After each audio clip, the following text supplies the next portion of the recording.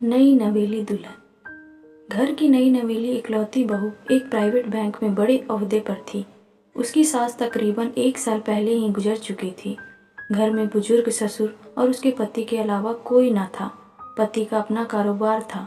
पिछले कुछ दिनों से बहू के साथ एक विचित्र बात होती। बहू जब जल्दी जल्दी घर का काम निपटा कर ऑफिस के लिए निकलती, ठीक उसी वक्त ससुर उसे आवाज़ देते और कहते, बहू मेरा चश्मा साफ कर मुझे देती जा। लगातार ऑफिस के लिए निकलते समय बहू के साथ यही होता। काम के दबाव और देर होने के कारण कभी कभी बहू मन ही मन झल्ला जाती, लेकिन फिर भी अपने ससुर को कुछ बोल नहीं पाती। जब बहू अपने ससुर के इस आदत से पूरी तरह ऊब गई तो उसने पूरे माजरे को अपने पति के साथ साझा किया। पति को भी अपने पिता के इस व्यवहार पर बड़ा ताज्जुब हुआ। पति ने अपनी पत्नी को सलाह दी कि तुम सुबह उठते के साथ ही पिताजी का चश्मा साफ करके उनके कमरे में रख दिया करो, फिर ये झमेला समाप्त हो जाएगा। अगले दिन बहू ने ऐसा ही किया और अपने ससुर के चश्मे को सुबह ही अच्छी तरह साफ करके उनके कमरे में रखाई। लेकिन फिर भी उस दिन वही घटना पुनः हुई और ऑफिस के लिए निकलने से ठीक पहले ससुर ने अपनी बहू को बुलाकर उसे चश्मा साफ करने के लिए कहा। बहू गुस्से में लाल हो गई, लेकिन उसके पास कोई चारा नहीं था। बहू के लाख उपायों के बावजूद ससुर ने उसे सुबह ऑफिस जाते समय आवाज़ देना नहीं छोड़ा। धीरे धीरे समय बीतते गया और ऐसे ही कुछ वर्ष निकल गए। अब बहू पहले से कुछ बदल चुकी थी। धीरे धीरे उसने अपने ससुर की बातों को नज़रअंदाज करना शुरू कर दिया और फिर ऐसा भी वक्त चला आया जब बहू अपने ससुर को बिल्कुल अनसुना करने लगी। ससुर के कुछ बोलने पर वह कोई प्रतिक्रिया नहीं देती और बिल्कुल खामोशी से अपने काम में मस्त रहती।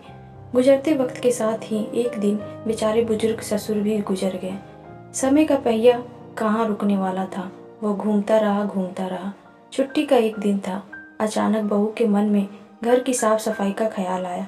वो अपने घर की सफाई में जुट गई। तभी सफाई के दौरान मृत ससुर की डायरी उसके हाथ लग गई। बहू ने जब अपने ससुर की डायरी को पलटना शुरू किया तो उसके एक पन्ने पर लिखा था, दिनांक 24/8/9।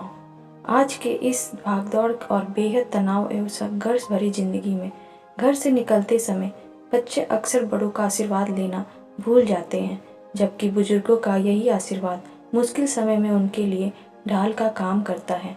बस इसीलिए जब तुम चश्मा साफ कर मुझे देने के लिए झुकती थी तो मैं मन ही मन अपना हाथ तुम्हारे सिर पर रख देता था, क्योंकि मरने से पहले तुम्हारी सास ने मुझे कहा था कि बहू को अपनी बेटी की तरह प्यार से रखना और उसे ये कभी भी मत महसूस होने देना कि वो अपने ससुराल में है और हम उसके माँ बाप नहीं हैं।